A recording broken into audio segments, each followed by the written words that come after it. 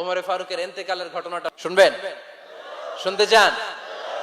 উনি স্বপ্নে দেখলেন একটা লাল মোরগ ওনাকে 3টা ঠোকর মেরেছে। কয়টা? উনি জুমার নামাজে, জিলহজ মাসের শেষ সপ্তাহে জুমার নামাজে বললেন যে একটা লাল মোরগ 3টা ঠোকর মেরেছে। মুগীরা ইবনে শুবা রাদিয়াল্লাহু তাআলা আনহুর দাস আবু লুলু আল মাজুসি, এই লোকটা খঞ্জর বানাতে পারত। মুগীরা রাদিয়াল্লাহু তাআলা আনহুর দাস। মুগীরা প্রতিদিন 4 দিরহাম করে চার্জ করত, যেহেতু দাস। সে এসে বিচার দিল, আমিরুল মুমিনিন, মুগীরা আমার থেকে বেশি টাকা চায়, জুলুম করে।